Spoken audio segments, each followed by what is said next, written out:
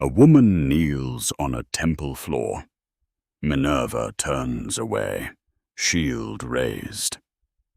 Neptune has already taken what he came for.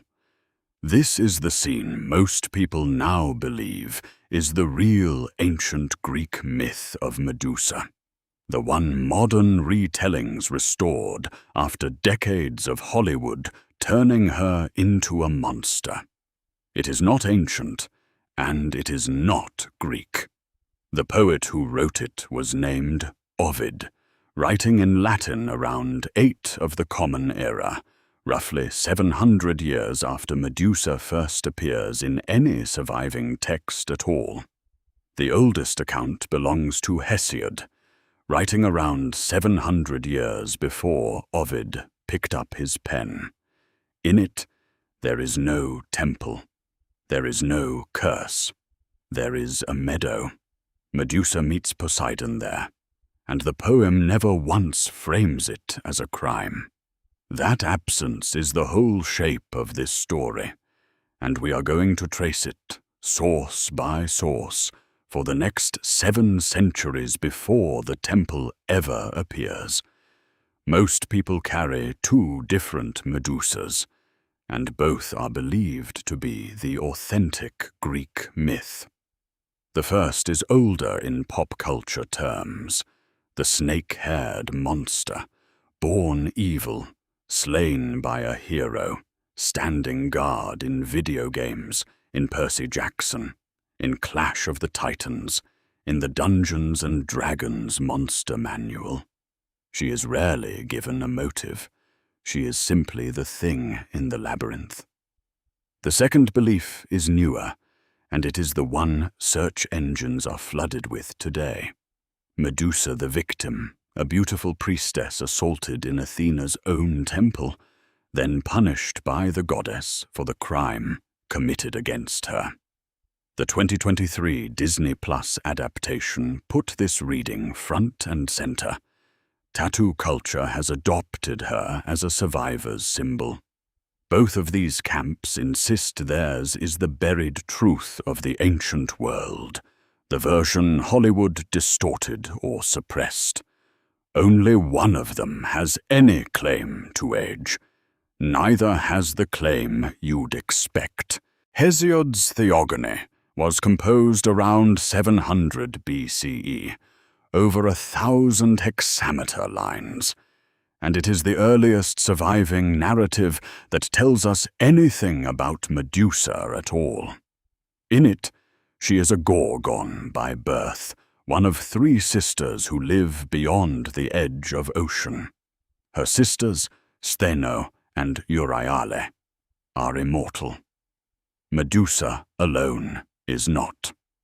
The poem tells us she lay with the dark-haired god Poseidon in a soft meadow among spring flowers. It does not say she was ravished. It does not say she was cursed. It does not say Athena hated her or punished her or was even present. When Perseus later beheads her, the poem tells us that from her severed neck spring Chrysaor and Pegasus, her children by Poseidon, born at the moment of her death. That is the entire account. No temple, no crime, no transformation from beautiful to monstrous. Hesiod never even describes her face. Whatever image comes to your mind when you picture Medusa's features, it did not come from this text. What did come early is the mask. Long before any poet wrote her story down, Greek artists and temple builders were already carving a wide, glaring face, tongue out, tusks bared, ringed with serpents, and mounting it on shields and doorways as a ward against harm. A 7th century BCE amphora from Eleusis shows exactly this face, frontal, monstrous, decades before any surviving poem explains who she is or why she looks that way.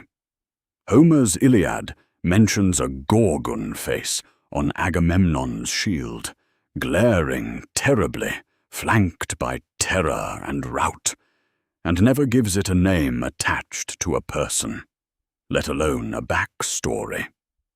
The face existed as a symbol first. The narrative came afterward, built around an image that had already been doing its job for generations. Around 490 BCE, the poet Pindar picks up the story in his 12th Pythian ode, composed for a flute-playing victory at Delphi. He gives us the beheading's aftermath, the surviving Gorgon sisters wailing in grief, and Athena, moved by the sound, inventing the reed pipe to mimic their lament. It is a striking scene, and it still contains no enmity. Pindar never explains why Medusa alone was mortal, never gestures at any grievance between her and Athena, never places her anywhere near a temple. Centuries later, likely in the 1st or 2nd century of the Common Era, a writer we call Pseudo-Apollodorus assembles the fullest version of the whole hero's quest in his Bibliotheca. Perseus finds the Graiae, 3 sisters sharing a single eye and a single tooth between them, passed hand to hand. He tricks them into giving up the Gorgon's location. He beheads Medusa while she sleeps. The sisters chase him, and fail, because the cap of Hades has made him invisible. It is a complete adventure. It is also, once again, silent on any crime, any curse, any reason at all for what happened to Medusa, beyond the fact that Perseus was sent to kill her. Homer, Hesiod, Pindar, Apollodorus, 4 sources spanning thereabouts of 1,000 years of Greek literature. Not one of them gives Athena a motive. Not one mentions a temple. The gap holds, unbroken, for the entire span of the surviving Greek record. Then the record changes, and it changes in Latin, not Greek.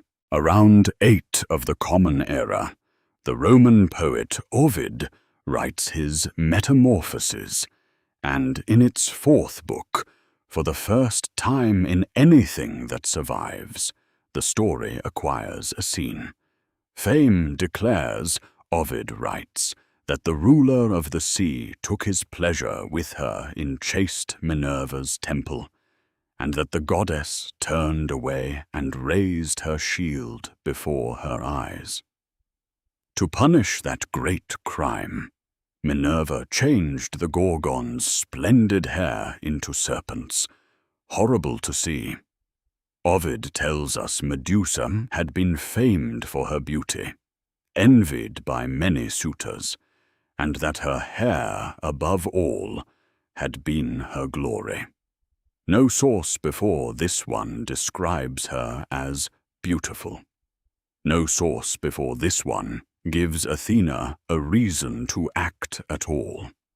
And no source contemporary with Ovid, including the geographer Strabo, corroborates any of it. Whether Ovid invented this outright or drew on some now lost account, nobody can say for certain. What the surviving record shows is plain enough. This is the first appearance, 700 years into the story's life, not the origin of it. Pop culture then did something stranger than simply forgetting Ovid. It split him in half. It kept the monster, the snakes, the stare that turns flesh to stone, the imagery that long predates Ovid in Greek art. It dropped the justification entirely, the temple, the assault, the curse framed as punishment. That is why Percy Jackson's Medusa and Harryhausen's stop-motion Gorgon in Clash of the Titans arrive on screen simply evil. No context offered. No context required. The monster survived. The reasoning didn't. Only recently has the reasoning been dug back up and handed to audiences as the ancient truth, the version Hollywood supposedly buried. It was never buried because it was never old. It is the youngest major layer in the entire file, Roman, dated, and it does not belong to the culture that made Medusa first. Return to that temple floor. Minerva turning away. Neptune walking off. It feels like the deepest layer of the story, the one closest to the source. It is the opposite. Strip it back far enough, and you reach a meadow, spring flowers, no crime named at all. 7 centuries before anyone thought to build a temple around her.